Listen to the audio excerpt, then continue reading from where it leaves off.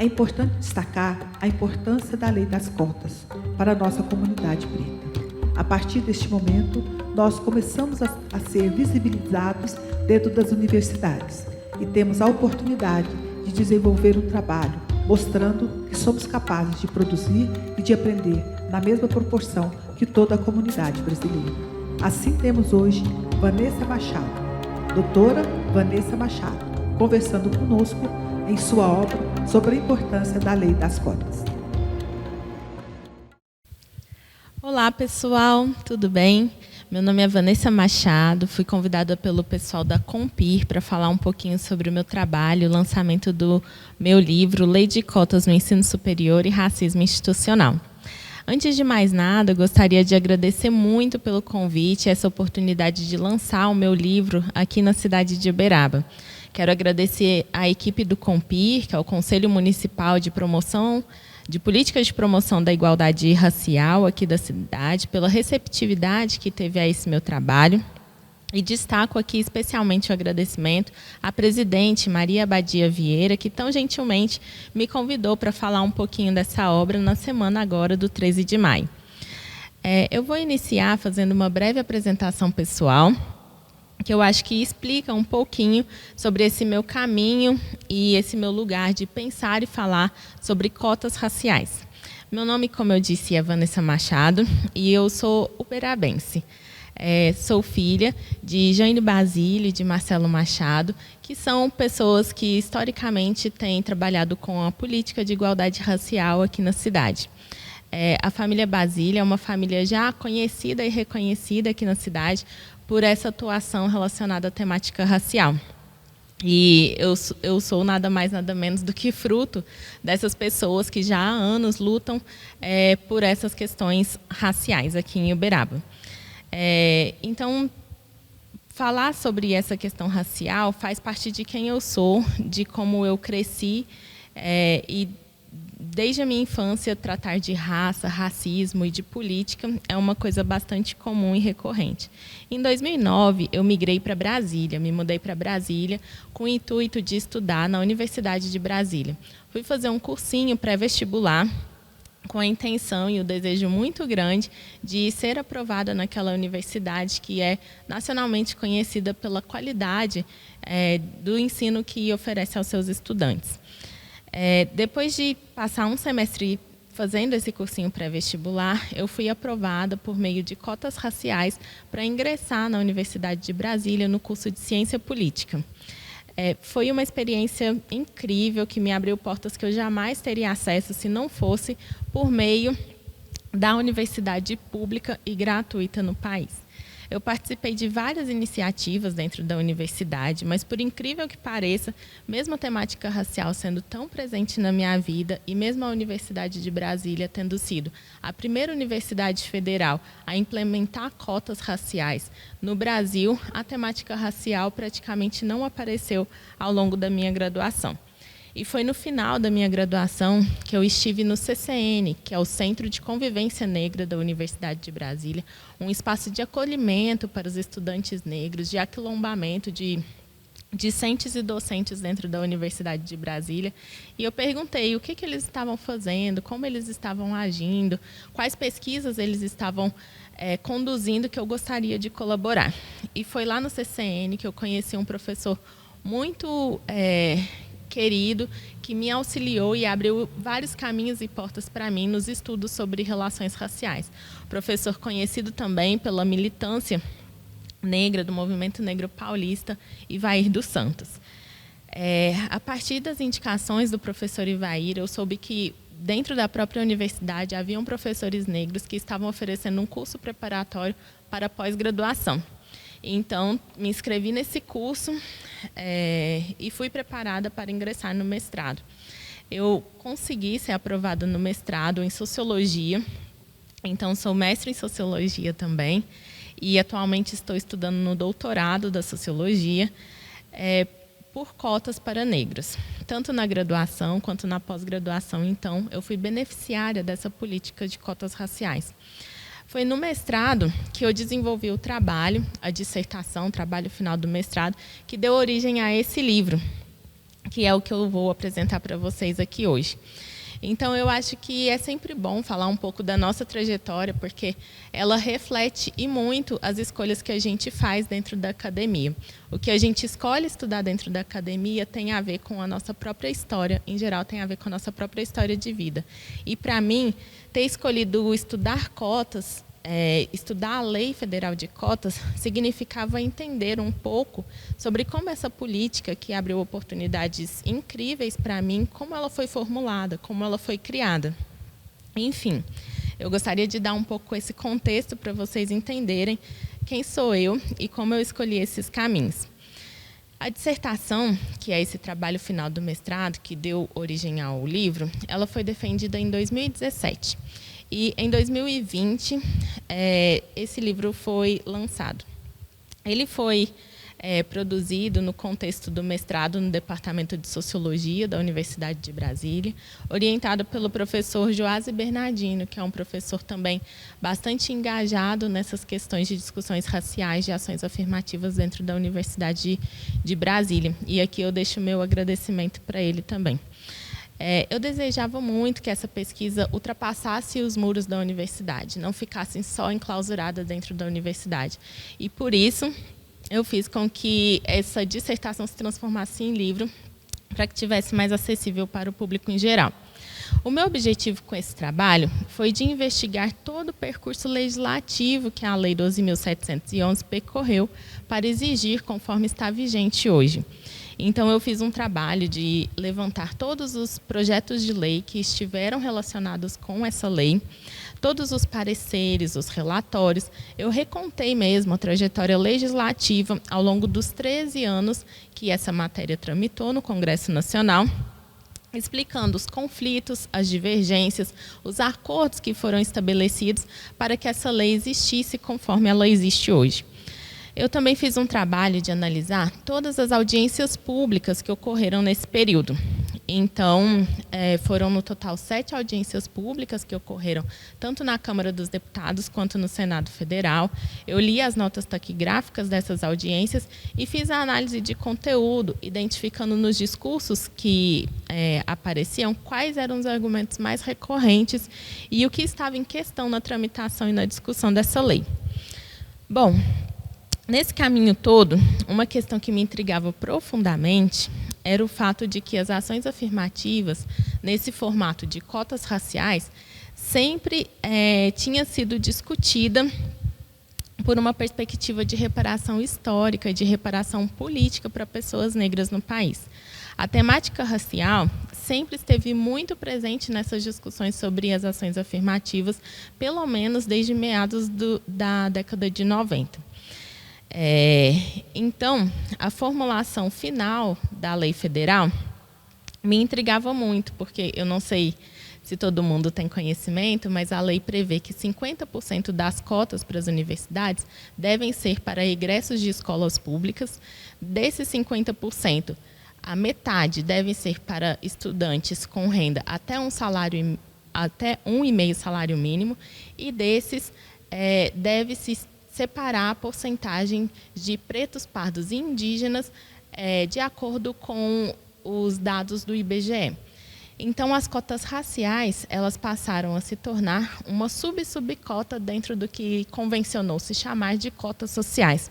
Isso me intrigava muito. Eu me perguntava, no início da pesquisa, por que raça perdeu força? Por que a lei de cotas, a discussão racial que era tão presente e tão central em relação às cotas no Brasil, na lei federal, essa questão da raça perdeu força?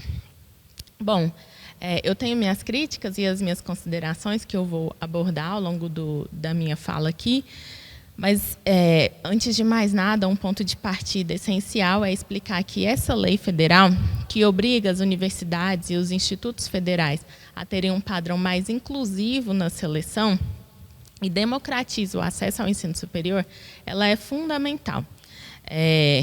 Apesar das críticas relacionadas à temática racial que eu vou trazer, é bem importante deixar destacado que já existem estudos que demonstram como que a existência da lei de cotas torna o ensino superior brasileiro mais diverso e mais democrático. A lei é, sim, muito importante. Eu quero falar, então, um pouquinho sobre o livro e como ele está dividido para vocês conhecerem mais sobre esse trabalho que eu estou apresentando. O primeiro capítulo ele é bastante conceitual e os termos como raça, racismo e a luta antirracista estão presentes nesse capítulo. E nele vocês também podem encontrar um pouco do histórico da atuação, da luta do movimento negro brasileiro em relação a essa temática racial. É também um pouquinho sobre esse capítulo que eu quero focar aqui na minha fala. No segundo capítulo do livro, eu falo efetivamente sobre a criação da lei de cotas. É onde eu me debrucei sobre os relatórios, os pareceres dos parlamentares para contar como que essa lei foi gestada dentro do Legislativo Federal. O terceiro capítulo do livro, eu trago as audiências públicas, que foram 7, conforme eu comentei, e nele eu vou refletindo sobre os discursos que foram apresentados nas falas dos parlamentares e dos convidados. E ali no terceiro capítulo a gente tem as pistas de qual foi o real conflito existente dentro do parlamento brasileiro quando se decidiu por essa lei de cotas. E o real conflito estava focado nessa questão de cotas raciais versus cotas sociais. No último capítulo, eu faço uma discussão preliminar sobre alguns temas que são bastante relevantes para as discussões dos dias de hoje, que é o racismo institucional e o mito da democracia racial. Esses dois termos estiveram muito presentes e foram sendo apresentados ao longo do livro, e no último capítulo eu venho fazendo uma análise mais aprofundada sobre como esses conceitos podem ser compreendidos e aplicados às instâncias de poder do país.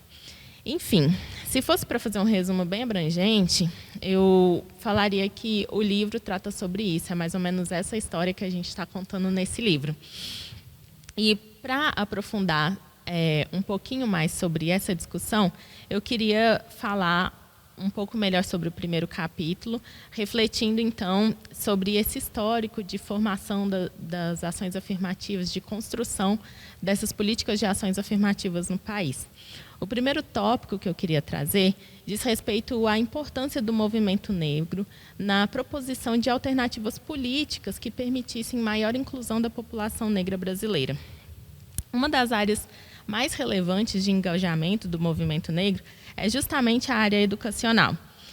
E a Lei 10.639, que foi a primeira lei que a gente pode dizer que teve nesse pacote de políticas de promoção da igualdade racial, é justamente uma lei trazida para educar a sociedade brasileira sobre as contribuições que as pessoas negras deram a essa nação, por meio do ensino da história e da cultura afro-brasileira e africana no país.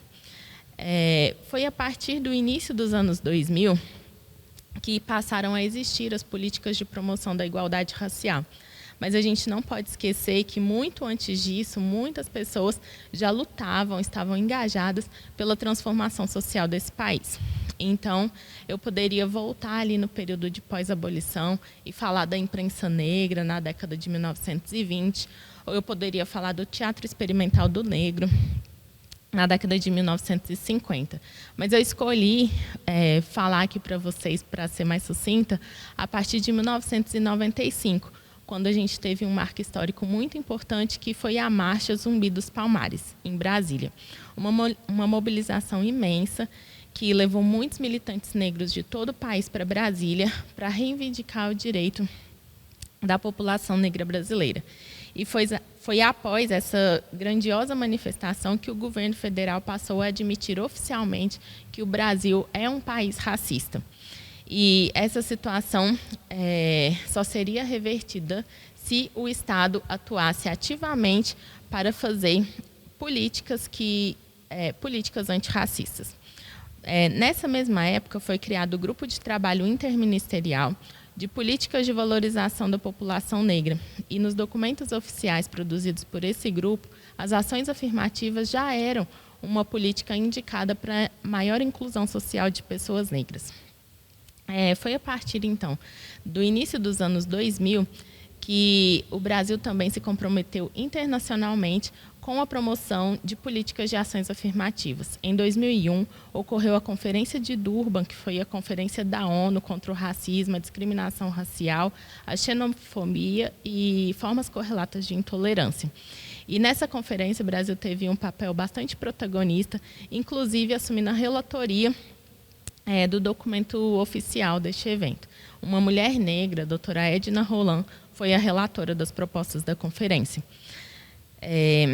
Sabemos que, em 2003, a Universidade de Brasília, a minha universidade, implementou pela primeira vez as cotas raciais no âmbito de das universidades federais.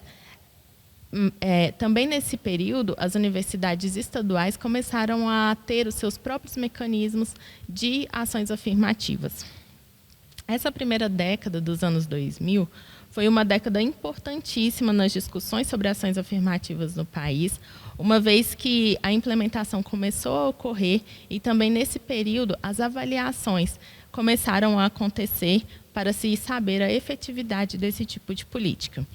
As discussões públicas sobre esse tema estiveram fervilhando nessa primeira década dos anos 2000 e hoje já existem muitos estudos que mostram como foi a atuação da mídia, por exemplo, em relação à discussão das cotas raciais. Enfim, todo esse contexto de formação da lei de cotas está presente no livro. É sobre isso que eu estou falando no livro e por isso que eu estou dando essa palhinha para vocês, explicando como que a gente está tratando essas questões no livro. E com essa minha fala, vocês conseguem entender mais ou menos sobre o que o livro trata. De todo esse contexto político, esse contexto social que existia no início dos anos 2000, no período que a lei tramitou e que ela foi aprovada. Eu concluí, neste livro, que a lei de cotas foi um complexo arranjo institucional que pretendia acomodar algumas forças sociais que estavam em disputa. Esse modelo de lei de cotas federal que a gente tem hoje, ele avança na medida em que ele democratiza o acesso ao ensino superior público do país. Porém, é um formato de lei que evidencia que o critério racial, que era central no debate, foi marginalizado na formulação final da lei. Bom, como eu disse, a partir dessa minha fala, vocês conseguem ter uma noção sobre o que eu tenho tratado no livro, sobre qual história esse livro conta. Eu acredito que esse livro é um material relevante no sentido de um registro histórico mesmo sobre essa tramitação da lei e sobre os argumentos que foram apresentados naquele momento. Sem dúvida, nessa semana do 13 de maio, falar sobre essas políticas que têm impactado a vida da população negra é muito relevante. É uma discussão necessária. Eu não quero me alongar demais, eu gostaria de novamente agradecer muito ao Compir pelo convite e dizer que o link para a compra do livro está disponível na descrição desse vídeo e agradeço muito ao Compir e a todos vocês que puderam assistir esse vídeo. Muito obrigada.